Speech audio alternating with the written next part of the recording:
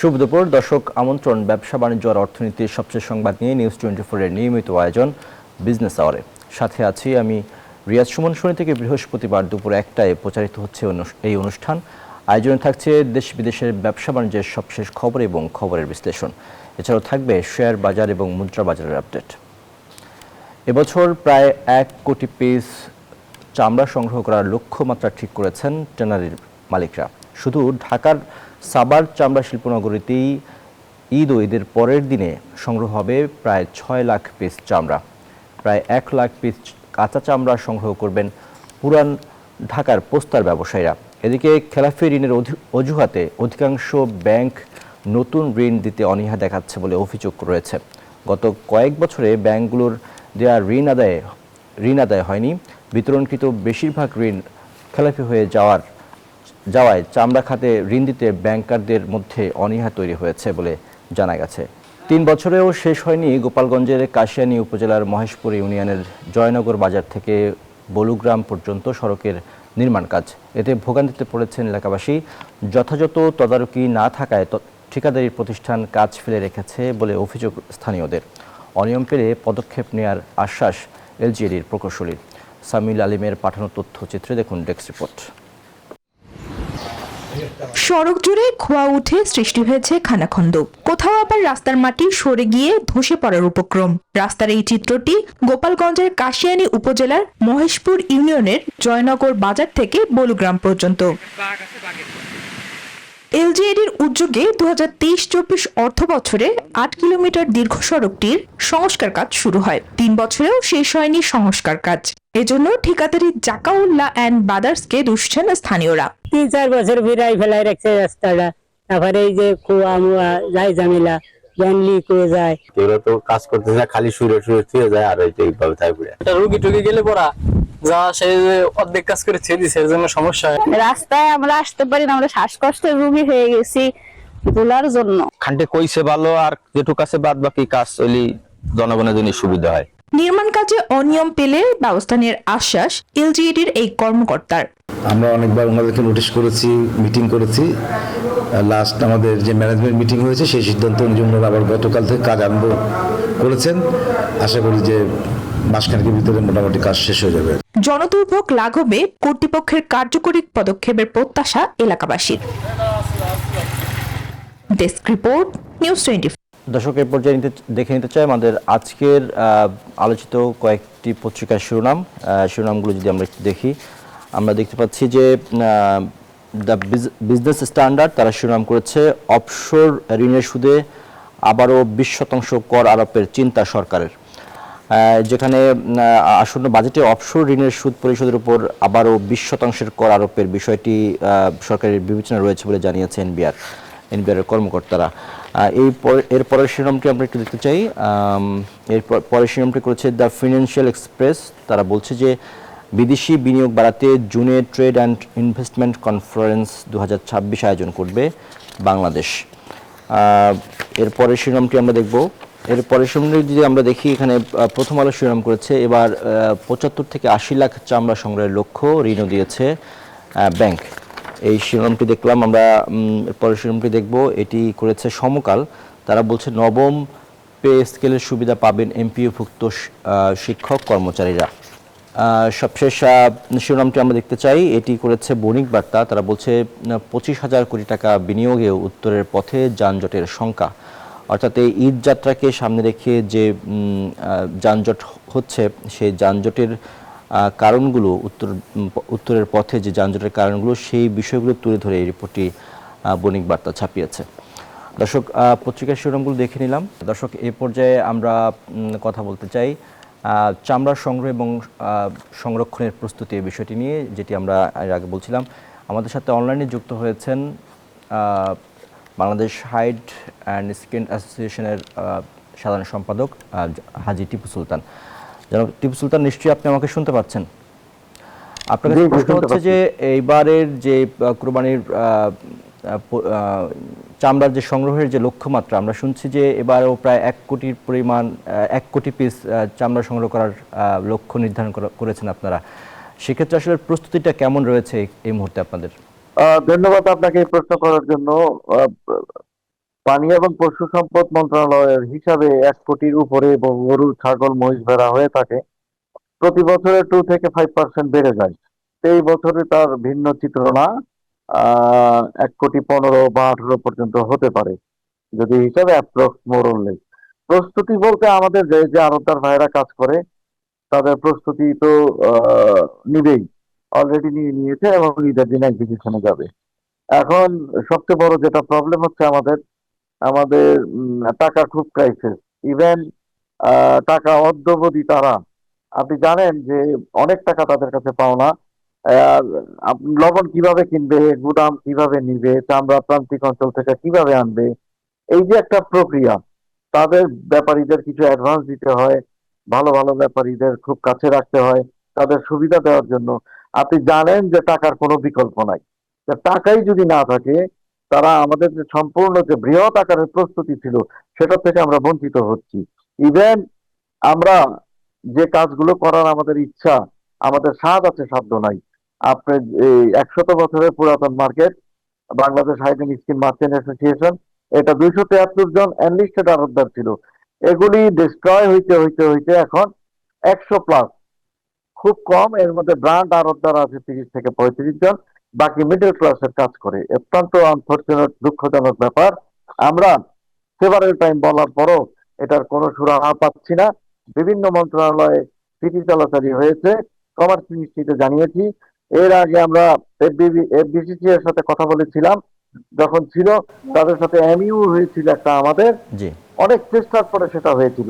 টিউ ভাই, টিউ ভাই আরেকটা বিষয়ে আপনার কথা ধরেই বলতে চাই। এবার যেটি শুনতে পাচ্ছি যে আপনাদের পক্ষ থেকে বলা হচ্ছে যে ব্যাংকগুলো আপনাদেরকে ঋণ দিতে অনীহা দেখাচ্ছে, যেখানে কারণ হিসেবে বলা হচ্ছে যে আগের সময়গুলোতে আপনাদের খেলাফির পরিমাণ এত বেশি যে কারণে তারা হচ্ছে আপনাদেরকে ঋণ দিতে চায় না। আমরা এই বিষয়ে আমাদের কাছে কিছু তথ্য আছে, সেগুলো একটু স্ক্রিনে দেখতে চাই যাতে আপনারও কথা বলতে সুবিধা হয়। আমাদের কাছে কিছু তথ্য আছে, আমরা একটু যদি দেখি। এই মুহূর্তে আমরা দেখতে পাচ্ছি যে চামড়ার খাতে যে ঋণের ব্যবস্থা, যে বরাদ্দ আছে সেই বরাদ্দের চিত্র, যেখানে বলা হচ্ছে যে চামড়া খাতে ঋণের লক্ষ্যমাত্রা 2026 সালে 228 কোটি, যেটি 2025 সালে ছিল 644 কোটি টাকা, 2024 সালে এটি ছিল 610 কোটি টাকা এবং 2023 সালে ছিল 443 কোটি টাকা। অর্থাৎ বিতরণের যে আকার সেক্ষেত্রে ওভারঅল 65% কম দেখা যাচ্ছে। আমরা পরের কার্ডটি দেখতে চাই। সেখানে আমরা দেখতে পাচ্ছি যে ঋণ বিতরণের চিত্র যদি আমরা দেখি, তাহলে 2026 সালে অর্থাৎ এবছর 160 কোটি টাকা ঋণ বিতরণ করা হয়েছে। 2025 সালে এটির আকার ছিল 65 কোটি টাকা, 2024 সালে ছিল 125 কোটি টাকা, 2023 সালে ছিল 270 কোটি টাকা। এর পরের তথ্যটা আমরা দেখতে চাই। এর পরের তথ্যটা যদি আমরা দেখি, সেখানে দেখতে পাচ্ছি যে চামড়া শিল্পে ঋণের স্থিতি এবং খেলাপির চিত্র। খেলাপি এই মুহূর্তে আছে 1892 কোটি টাকা এবং ঋণের স্থিতি আছে 15,028 কোটি টাকা। অর্থাৎ খেলাপির হার যদি আমরা দেখি, সেখানে দেখা যাচ্ছে 12.59% খেলাপি রয়েছে এই মুহূর্তে। এবং সবশেষ আরেকটি তথ্য রয়েছে আমাদের কাছে, সেটি একটু দেখতে চাই। চামড়া সংগ্রহের লক্ষ্যমাত্রা এবার 1 কোটি পিস, গরু, ছাগল এবং মহিষ মিলে। আমরা তথ্যগুলো দেখে নিলাম। এই বিষয়টি ধরেই টিভু আপনার কাছে প্রশ্ন রাখতে চাই, ব্যাংকগুলো যে ঋণ দিতে অনীহা দেখাচ্ছে, সেক্ষেত্রে চামড়া সংগ্রহ বা আপনাদের যে অর্থের প্রয়োজন, সেখানে কোনো ঝুঁকি দেখছেন কিনা এই মুহূর্তে? অ্যাবসলিউটলি ঝুঁকি, এতে কোনো ভুল নাই, কোনো সন্দেহ নাই। আমরা আশা করি না জাতীয় সম্পদ, রাষ্ট্রীয় সম্পদ কোনোভাবে ডিজাস্টার হোক। সিলেট, চিটাগাংয়ের দৃশ্য দেখেছেন কোভিডের পরপর। আমি বলতে চাই যেটা, এই যে ঋণের পরিসংখ্যানটা দেখাইলেন, আমাকে যখন 50 কোটি টাকা ডিসবার্সমেন্ট করা হয় আমার চামড়া সেক্টরের উন্নয়নের জন্য, ডেভেলপের জন্য, আমি প্রথমে 2টা গাড়ি কিনে নিই।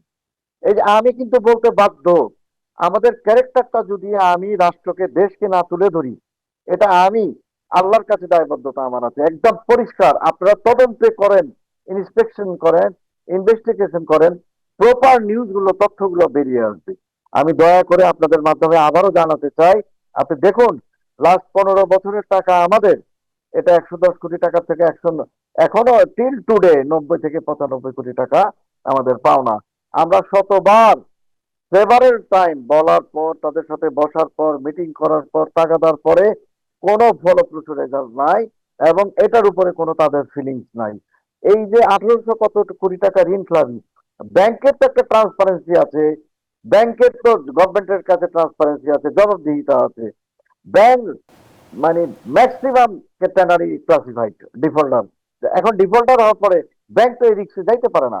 আপনি 2023-24-25-এর পরিসংখ্যান দেখাইলেন, 65% টাকা কমে গিয়েছে। এটার কারণটা কি? 642 কোটি, 610 কোটি, 2023-এ 500 কত কোটি, এইবার 228 কোটি। এটার কারণটা কি? ব্যাংক তো ঝুঁকি নিতে পারে না। এখন দেখেন আবার এই সেক্টরে প্রয়োজন 1500 কোটি টাকার, তাইলে একটা চামড়া ডিজাস্টার হওয়ার সুযোগ সম্ভাবনা থাকবে না। এখন মূল জায়গাটা হচ্ছে টাকা। আপনি আমাকে দিবেন, আমি ব্যবসা পরিচালনা করবো, স্পোর্টলি আবার ব্যাংকের টাকা দিয়ে দিব। বাস্তবতা এটা। বাস্তবতার নিরীক্ষে যদি আমি বলি, পুরাটাই আমাদের ক্যারেক্টার ভিন্ন চিত্র, অ্যাবসলিউটলি ভিন্ন চিত্র, যা আদৌ দেশের জন্য, রাষ্ট্রের জন্য কোনো অবস্থা মঙ্গল বয়ে আনে না। আমি গণতান্ত্রিক সরকারের কাছে আকুল আবেদন এবং নিবেদন করব, যারা যারা ক্লাসিফাইড ডিফল্টার টেনারি আছে তাদের অবশ্যই, যারা একেবারে রুগ্ন হয়ে গিয়েছে, যারা একেবারে নিঃস্ব হয়ে গেছে, তাদের প্রতি আমার কোনো কথা নাই। যারা টাকা থাকার পরে টাকা দিচ্ছেন না গভর্নমেন্টকে, কোনো অবস্থাতে টাকা ফেরত দিচ্ছেন না, তারা বিভিন্ন পলিসি কৌশল অ্যাপ্লাই করছে, অবশ্যই অবশ্যই তাদের বিচারের আওতায় আনা হোক এবং দেশবাসী জানুক একটা জিনিস, অন্যায় অপরাধের পরে বিচার ব্যবস্থা আছে এবং বিচার ব্যবস্থা এটাকে দ্রুত ইমপ্লিমেন্ট করুক, এটা আপনাদের কাছে অনুরোধ। আর না এই সেক্টর, আপনি জানেন এটা 3.5 বিলিয়ন সময় এক্সপোর্ট হয়েছে। এই সম্ভাবনাময় খাতকে, যেটা বিশ্বে বিশাল বড় সম্ভাবনাময় খাত আছে, এটাকে আমরা ধ্বংসের দ্বার প্রান্তে নিয়ে আপনার যাচ্ছি। কাছ থেকে আমরা আর পরিষ্কার একটি বার্তা পেলাম যে যারা আসলে এটার সাথে এটার জন্য দায়ী তাদেরকে চিহ্নিত করে শাস্তির আওতায় আনা হোক বা তাদেরকে এটার মুখোমুখি করা হোক। আমরা একটি আলোচনা শেষের দিকে চলে এসেছি, সংক্ষেপে যদি বলেন যে এই মুহূর্তে আর কোনো সংকট রয়েছে কিনা, যে লক্ষ্যমাত্রা আপনারা এবার নির্ধারণ করেছেন সংগ্রহের ক্ষেত্রে এবং সংরক্ষণের ক্ষেত্রে? একই, আলটিমেটলি আপনি যে প্রশ্ন করছেন ওখানেই চলে যেতে হয় আমার বারংবার আমাকে। জি, একটু সংক্ষেপে বলবেন, মানে এই মুহূর্তে আপনাদের কি সহযোগিতা দরকার? সবচেয়ে বড় সমস্যা আজকে, কালকে ডে আফটার টুমরো, কয় ঘন্টা বাকি? 40 ঘন্টা বাকি। অদ্যবধি পর্যন্ত কোনো 2-4টা ট্যানারি ছাড়া কোনো ট্যানারি টাকা দেয়নি। অত্যন্ত দুঃখজনক, আনফরচুনেট। এটা আমাদের কাছে কাম্য নয়। অনতি বিলম্বে এই ব্যবস্থাপনার আমরা সুষ্ঠু বিচার এবং সুস্থ তদন্ত চাই। জি, অসংখ্য ধন্যবাদ জনাব হাজী টিপু সুলতান, আমাদের সাথে আপনার ব্যস্ত সময়ের মধ্যে থেকে সময় দেওয়ার জন্য। Thank you. আপনাকেও ধন্যবাদ, আপনার চ্যানেলকেও ধন্যবাদ। আসসালামু আলাইকুম। দর্শক, এবার জানাবো স্বর্ণ এবং রূপার বাজারের আপডেট। এই মুহূর্তে আমরা যদি দেখি যে মুদ্রার বিনিময়ে মূল্যটা আগে দেখতে চাই। মার্কিন ডলার 122 টাকা ক্রয় হয়ে বিক্রি হচ্ছে 123 টাকায়, ইউরো 143 টাকায় ক্রয়, বিক্রি হচ্ছে 147 টাকায়, পাউন্ড 159 টাকায় ক্রয় হয়ে বিক্রি হচ্ছে 166 টাকায়, চীনা ইউয়ান 16 টাকা 50 পয়সায় ক্রয়, বিক্রি হচ্ছে 19 টাকায়, সৌদি রিয়াল 31 টাকায় ক্রয়, বিক্রি হচ্ছে 32 টাকা 50 পয়সা এবং ভারতীয় রুপি 1 টাকা 30 পয়সায় ক্রয় হয়ে বিক্রি হচ্ছে 1 টাকা 45 পয়সায়। দর্শক, আমরা একই সাথে দেখতে চাই স্বর্ণের দাম। স্বর্ণের দামে যদি আমরা দেখি যে 22 ক্যারেটের স্বর্ণ সেটি আজকের বাজারে রয়েছে প্রতি ভরি 2,38,121 টাকা। 21 ক্যারেটের দাম আছে 2,27,331 টাকা। 18 ক্যারেটের দাম আছে 1,94,847 টাকা এবং সনাতন প্রতি ভরি স্বর্ণের দাম আছে 1,58,689 টাকা। একই সাথে জানাতে চাই রূপার দাম। রূপার দামে আমরা দেখতে পাচ্ছি যে 22 ক্যারেটের রূপা সেটি আজকের বাজারে রয়েছে প্রতি ভরি 5,774 টাকা। 21 ক্যারেটের দাম আছে 5,540 টাকা। 18 ক্যারেটের দাম আছে 4,724 টাকা এবং সনাতন প্রতি ভরি রূপার দাম রয়েছে 3,557 টাকা। দর্শক, আমরা স্বর্ণ বাজার, রূপার বাজার এবং দেখে নিলাম মুদ্রার বিনিময় মূল্য। এবার জানাতে চাই কুরবানির পশুর হাটের খবর। সারা দেশে জমে উঠেছে কুরবানির পশুর হাট। এ বিষয়ে জানাতে আমাদের সঙ্গে যুক্ত হচ্ছেন সহকর্মীরা। শুরুতে যাব চট্টগ্রামে সহকর্মী আকরাম হোসেনের কাছে। আকরাম রয়েছেন আমাদের কাছে, নিশ্চয়ই আপনি আমাকে শুনতে পাচ্ছেন। পশুর হাটের আজকের এই মুহূর্তের অবস্থা কি দেখছেন? বাজারে কি পরিমাণে পশুর সরবরাহ আছে? দাম কেমন দেখছেন? দাম কি একই রয়েছে নাকি ওঠানামা করছে? বিস্তারিত জানাবেন। ধন্যবাদ। আসলে আমরা সকাল থেকে চট্টগ্রামের যেই পশুর হাটগুলো আছে সেগুলো ঘুরে দেখেছি। সেগুলো ঘুরে দেখে যেটি দেখতে পেয়েছি সেটি হচ্ছে পশুর সরবরাহ কিন্তু যথেষ্ট পরিমাণ আছে। কোরবানির প্রতিটি হাটেই কিন্তু ভরপুর রয়েছে পশুর কালেকশন, এবং আমরা ক্রেতাদের সাথে কথা বলেছি। ক্রেতারা বলছেন অন্যান্য বছরের চেয়ে এই বছরের দাম বেশি, আর বিক্রেতারা বলছেন তারা ন্যায্য মূল্য নিয়ে বেশ শঙ্কিত। আমরা একজন ক্রেতার সাথে কথা বলবো, ক্রেতারা কি বলছেন সেই বিষয়গুলো একটু জানার চেষ্টা করব। আচ্ছা, একটু জানাবেন পশুর দাম কেমন এবং ক্রয় করছেন কিনা? এখন পর্যন্ত গরু ক্রয় করতে পারি নাই, আর গত বছর তুলনায় প্রতি গরুতে 40,000 টাকা 30,000 টাকা বাড়তি। আমরা যারা মধ্য শ্রেণীর লোক, মানে কোরবানি দিব এটা মানে আমাদের সম্ভব হচ্ছে না। এখন ওনারা বলতেছে গরুর খাদ্য দাম বেশি, যার কারণে গরুর দাম ছাড়তেছে না, কিন্তু গরু আছে প্রচুর। এখন যে এরকম অবস্থা হয়, ভবিষ্যতে আমাদের মতো কোরবানির মতো আমাদের মতো ক্ষমতা থাকবে না। গরু খাদ্যের দামটা কমালে, আর গরু খাদ্যের দামটা কমালে অবশ্যই আমরা কম দামে গরু পাবো। আমাদের অভিযোগ হলো এটা, গত বছর এবার গরুর দাম আপনার 20,000 30,000 প্রতি গরুতে বেশি, আর ছোট গরুতে তো আপনার 20-25,000 টাকা বেশি, আর বড় গরুতে 50,000-60,000 টাকা বেশি। আমরা একজন ক্রেতার সাথে কথা বলছিলাম। আসলে ক্রেতারা যেটা বলছিলেন, অন্যান্য বছরের চেয়ে এই বছর প্রায় 30,000 থেকে 40,000 টাকা দাম বাড়তি আছে, যার কারণে তারা এখনো পর্যন্ত তাদের গরু ক্রয় করতে পারেনি। এইবারে কিন্তু প্রচুর নারী ক্রেতারা রয়েছে, আপনারা দেখতে পাচ্ছেন। নারী ক্রেতারাও কিন্তু তারা পশু ক্রয়ের জন্য চেষ্টা করছেন, এবং একই সাথে তারা তাদের পছন্দের পশুগুলো নির্বাচন করছেন যাতে কোরবানির জন্য তারা ক্রয় করতে পারেন। আমরা বিক্রেতাদের সাথেও কথা বলেছি, বিক্রেতারা যেটি বলেছেন, তবে অন্যান্য বছর যেই দাম ছিল এই বছরও প্রায় কাছাকাছি, তবে সেই ক্ষেত্রে পশুর দাম অনেক বেশি। যেটা ক্রেতারা অভিযোগ করছেন সেটি হচ্ছে তারা স্বীকার করতে রাজি না। তারা বলছেন তাদের ন্যায্য মূল্য নিয়ে তারা শঙ্কিত আছেন, কোরবানির পশু নিয়ে এইবার তাদের ন্যায্য মূল্য নিয়ে শঙ্কিত আছেন। আমরা আরেকজন ক্রেতার সাথে কথা বলবো, আসলে কি পেয়েছেন, আপনার দাম কেমন কোরবানির পশুর একটু বলুন। গরুর দামটা একটু বেশি মনে হচ্ছে। ওভারঅল মার্কেট যদি যাচাই করি, এখনও দামটা ছাড়ে নাই, যদিও দামটা ছেড়ে দেওয়ার কথা। কালকে হচ্ছে লাস্ট দিন আমাদের। তারপরে দেখা যাচ্ছে গরুর দামটা এখনও মানে কাছাকাছি, বাট ওরা ছাড়তেছে না। যদি একটু ছাড়ে তাহলে দামটা হয়। গরুর দাম বেশি হওয়ার কারণ কি?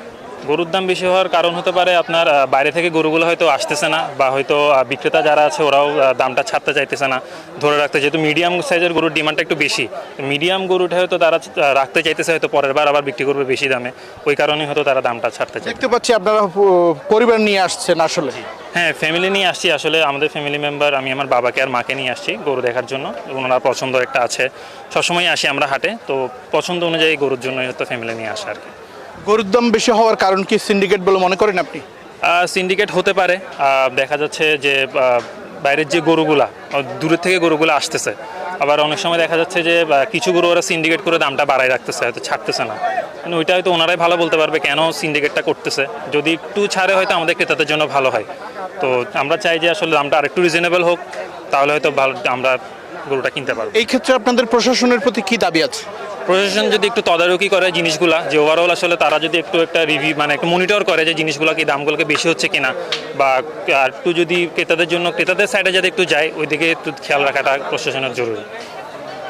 ধন্যবাদ। আমরা একজন ক্রেতার সাথে কথা বলছিলাম। আসলে তিনি সিন্ডিকেট নিয়ে কথা বলছেন, মাঝারি সাইজের গরুর দাম নিয়ে কথা বলেছেন, এবং প্রশাসনের প্রতি তাদের যেই দাবি সেটা নিয়ে কথা বলছেন। আসলে সব মিলিয়ে চট্টগ্রামের যেই পশুর হাটগুলো আছে, এই পশুর হাটগুলোতে যথেষ্ট পরিমাণ কোরবানির পশুর সরবরাহ রয়েছে, এবং আমরা বিক্রেতাদের সাথে কথা বলেছি। তবে এখন পর্যন্ত ছোট এবং মাঝারি ধরনের যে কোরবানির পশুগুলো রয়েছে, সেই কোরবানির পশুগুলোর চাহিদা বেশি। তবে বড় পশুর কোরবানির পশুর চাহিদা তেমন বেশি নেই বললেই চলে। এখন পর্যন্ত আসলে চট্টগ্রাম থেকে আমার কাছে ছিল সর্বশেষ অবস্থা। এখন আমরা যাব আমাদের সহকর্মী নাজাত, আপনি জানাবেন সেখানকার সর্বশেষ পরিস্থিতি। ধন্যবাদ। সিলেটের পরিস্থিতি যদি বলি, সিলেটে কিন্তু আমরা সকাল থেকেই ঘুরেছি। সিলেটে কিন্তু গরুর পর্যাপ্ত মজুদ রয়েছে, এবং ক্রেতারাও কিন্তু আসছেন, ক্রেতারা কিন্তু দাম করছেন, এবং অনেকে কিন্তু তাদের চাহিদা অনুযায়ী যে গরু সেগুলো আসলে কিনে নিচ্ছেন। আমরা যেমনটি দেখেছি মাঝারি এবং ছোট সাইজের যে গরুগুলো রয়েছে সেগুলোর চাহিদা কিন্তু একটু বেশি আমরা দেখেছি। আমরা যদি একজন বিক্রেতার সাথে কথা বলার চেষ্টা করি, আসলে তার কাছে জানার চেষ্টা করবো আসলে কি অবস্থা, বাজারে কি অবস্থা, গরুর দাম কেমন যাচ্ছেন আপনারা? আলহামদুলিল্লাহ মোটামুটি ভালো। কেমন, এগুলো কোনটার দাম কেমন এবং চাহিদা, পশুর যোগান কেমন আছে? পশুর চাহিদা কেমন আছে? মোটামুটি এত বেশি না, কম না, বাজারটা আজকে থেকে হবে। আশাবাদী যে আজকে সন্ধ্যার পর থেকে বাজার ভালোভাবে লাগবে।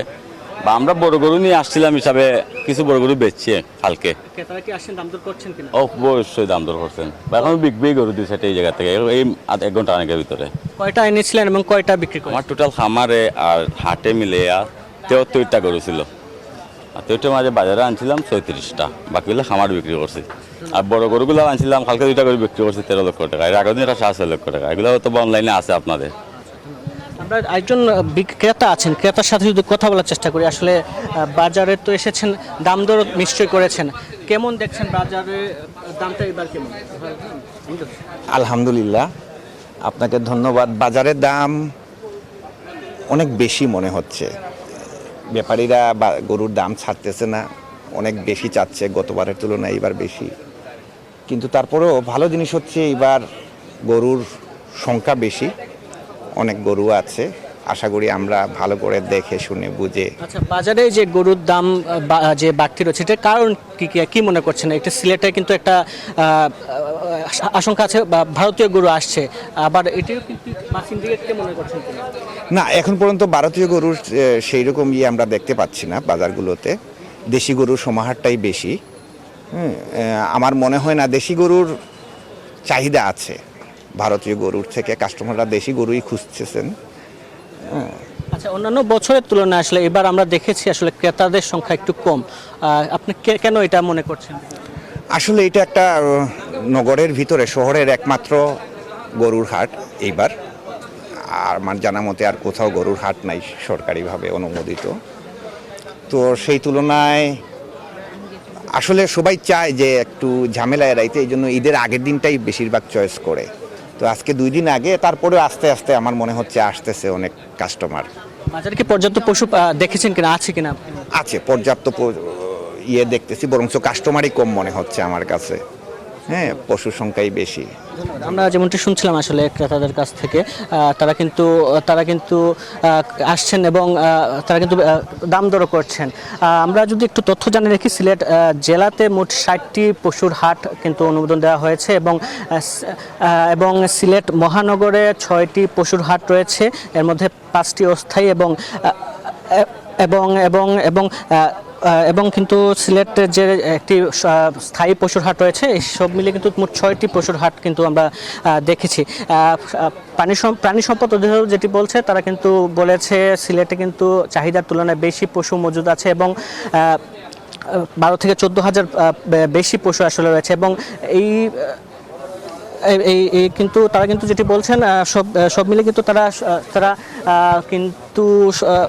কিন্তু সব মিলে পরিস্থিতি নিয়ন্ত্রণে রেখেছেন এবং বিভিন্ন জায়গায় তারা পশুর যে হাটগুলোতে যাতে যারা নির্বিঘ্নে আসা যায়, এবং তারা কিন্তু চেকপোস্টও কিন্তু বসিয়েছেন। আমরা যেমনটি দেখানোর চেষ্টা করছিলাম, আসলে সিলেটে বড় গরু আসছে অনেক এবং ছোট গরু কিন্তু চাহিদা কিন্তু রয়েছে। আমরা যদি একটু কথা বলার চেষ্টা করি এখানকার একজন ক্রেতার সাথে। গরু কিনেছেন? আচ্ছা, কেমন দেখলেন আসলে, দাম কেমন এবার? আসলে আমার কাছে খারাপ না, ভালোই মনে হইতেছে। দামটা ভালো দাম আছে, এত বেশি না। কেন এবার দাম বাড়তে হওয়ার কারণ? না, বেশি না, এখন দামটা আমার কাছে রিজনেবল মনে হইতেছে। পর্যাপ্ত পশু কি আর দেখছেন? আরও দেখছি অনেক জায়গায়।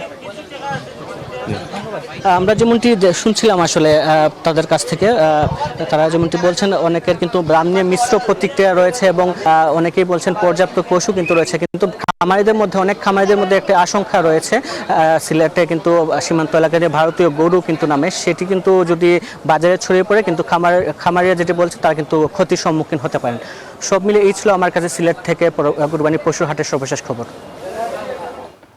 নাজাত, আপনাকে অসংখ্য ধন্যবাদ। দর্শক, এবারে জানাবো বিশ্ব বাণিজ্যের খবর। যুক্তরাষ্ট্র ও ইরানের মধ্যে সম্ভাব্য শান্তি চুক্তির আলোচনার মধ্যেই মধ্যপ্রাচ্যে নতুন করে মার্কিন হামলায় বিশ্ববাজারে জ্বালানি তেলের দাম বেড়েছে। একই সঙ্গে বৈশ্বিক শেয়ার বাজার এবং মুদ্রা বাজারেও দেখা গেছে মিশ্র প্রতিক্রিয়া। দোহায় 2 দেশের প্রতিনিধিদের মধ্যে হরমুজ প্রণালী খুলে দেওয়ার বিষয়ে আলোচনা চললেও মূলত ইরানের দক্ষিণাঞ্চলের যুক্তরাষ্ট্রের সামরিক অভিযানই বিনিয়োগকারীদের পুরোপুরি আশাবাদী হতে দিচ্ছে না। এর সরাসরি প্রভাব পড়ছে বিশ্ব অর্থনীতিতে।